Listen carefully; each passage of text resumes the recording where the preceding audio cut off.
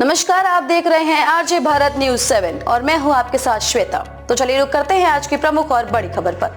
अजीत पवार बोल रहे हैं अपनी घरवाली को एआईएमआईएम चीफ असदुद्दीन ओवैसी का निशाना। ऑल इंडिया मजलिस इत्तेहादुल मुस्लिमीन एआईएमआईएम के अध्यक्ष और सांसद असदुद्दीन ओवैसी ने केंद्र सरकार, अजीत पवार और उद्धव ठाकरे पर हमला बोला है।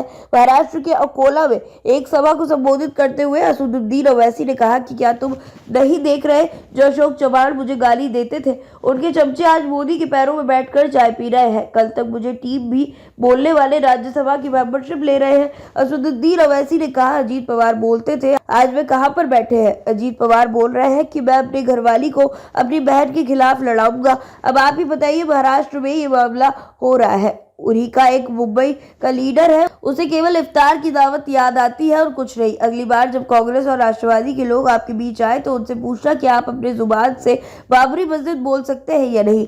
बाबरी मस्जिद जिंदा है और रहेगी। एआईएमआईएम अध्यक्ष ने कहा, हमने पार्लियामेंट में कहा एक बार जहां मस्जिद बन गई वहां थी है और रहेगी। मैं आपसे कह रहा हूं, हमने बाबरी मस्जिद जिंदाबाद का नारा लगाया था। बाबरी मस्जिद जिंदा है और रहेगी। उद्धव ठाकरे कहते हैं कि हम खुश हैं, हमने 6 दिसंबर को मस्जिद तोड़ी। उद्धव ठाकरे के साथ कौन है? शरद पवार। उनके साथ कांग्रेस है और यही कांग्रेस जाकर कहेगी बचा लो। अरे पहले आप अपने आप को तो बचा लो।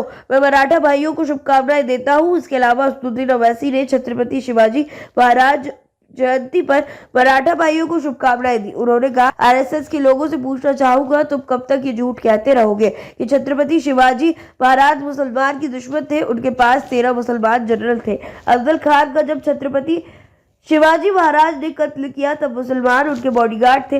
ओवैसी ने लोगों से की अपील। एआईएमआईएम अध्यक्ष ने आगे कहा कि महाराष्ट्र की विधानसभा में एक असदुद्दीन ओवैसी और इम्तियाज जलील ने बल्कि 50 ओवैसी और जलील होने चाहिए। असदुद्दीन ओवैसी ने महाराष्ट्र के अकोला में लोगों से एआईएमआईएम के कम से कम 4 कैंडिडेट को लोकसभा में जिताने की अपील की है। उन्होंने कहा कि राइट टू रिलीजन भारत के संविधान का एक अधिकार है और बीजेपी और आरएसएस ये चाहती है कि यह हमसे छीन लिया जाए। आपसे कहा जाता है कि जब अकोला में चुनाव होगा तो आप सेकुलरिज्म को जिंदा रखिए। खबरदार, मैं उन दलालों से कह रहा हूं जो मुसलमानों की साफा में है।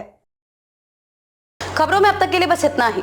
फिर होगी आपसे मुलाकात ऐसी ही किसी बड़ी और खास खबर के साथ। तब तक के लिए नमस्कार और देखते रहिए आरजे भारत न्यूज 7।